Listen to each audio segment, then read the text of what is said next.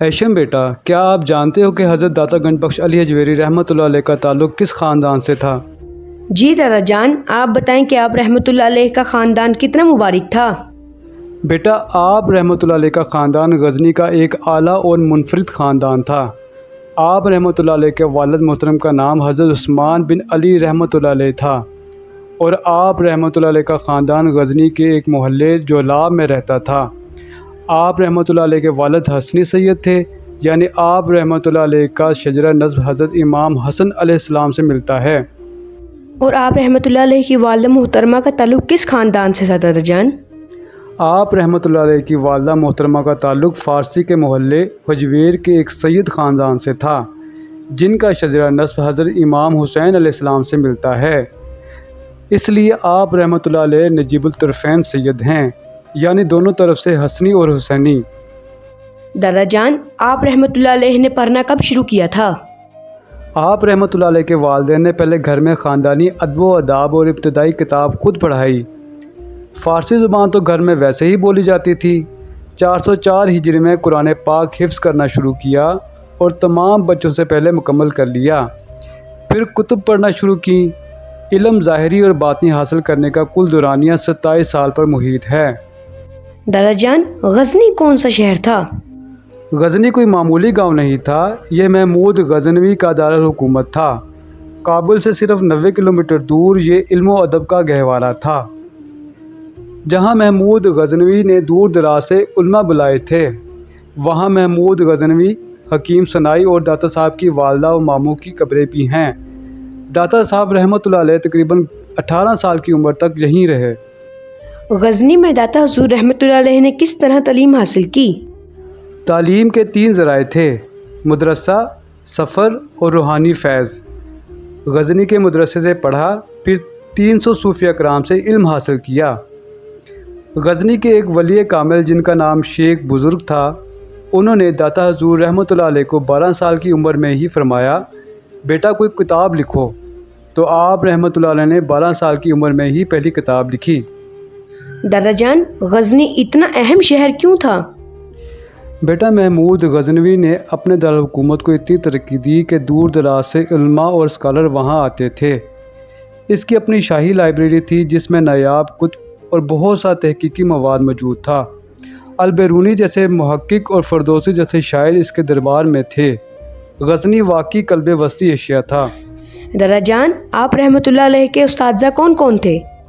کئی بڑے نام ہیں: شیخ ابو القاسم بن علی قشیری، ابو احمد المظفر بن احمد، شیخ ابو الجعفر ابو القاسم قشیری اور مرشد کامل ابو الفضل محمد ختلی رحمۃ اللہ علیہ۔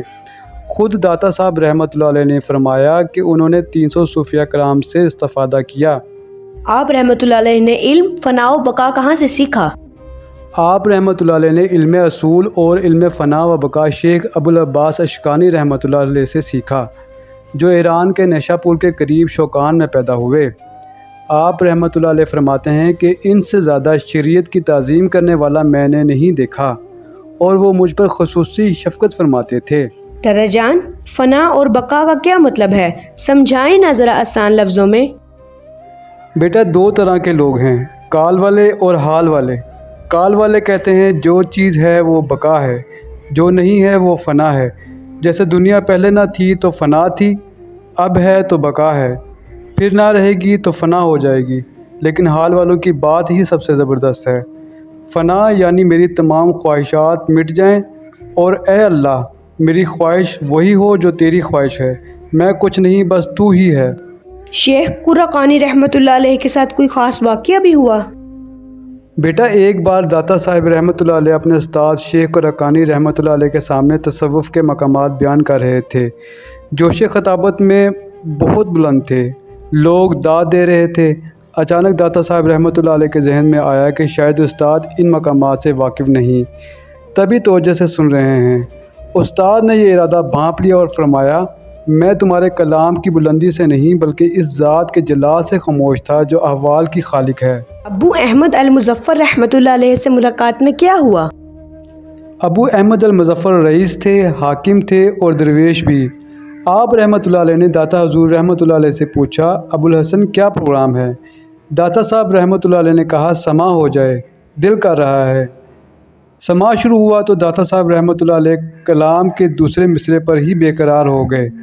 समा के बाद अबू अहमद ने नसीहत फरमाई, अबुल हसन, जब मुशाहिदा पुख्ता हो जाए तो समा की ख्वाहिश खुद ब खुद हट जाती है। समा को आदत न बनाओ, वरना अमीक मुशाहिदे से महरूम हो जाओगे। इमाम कुशैरी रहमतुल्लाह अलैह से क्या सीखा? तसव्वुफ़ की इस्लाहात और इल्म तसव्वुफ़ इमाम कुशैरी रहमतुल्लाह अलैह से सीखा। वो फ़िक़्ह हनफी में भी अबूर रखते थे। एक बार दाता साहब रहमतुल्लाह अलैह ने उनसे अहवाल पूछे तो आपने फरमाया, एक दफ़ा मकान की खिड़की के लिए मुझे पत्थर की ज़रूरत थी। जिस पत्थर को हाथ लगाता वो हीरा बन जाता। मैं फेंक देता कि मुझे तो पत्थर चाहिए।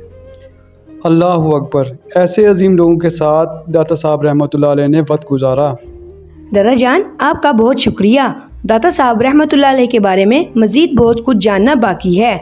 दोस्तों, अगर आपको ये सिलसिला पसंद आया है तो अगली वीडियो ज़रूर देखिएगा, जिसमें हम आप रहमतुल्लाह अलैह का इल्म की तलाश में सफ़र, मुर्शिद पाक का मिलना, तिजारत करना और शजरा तरीक़त बताएंगे।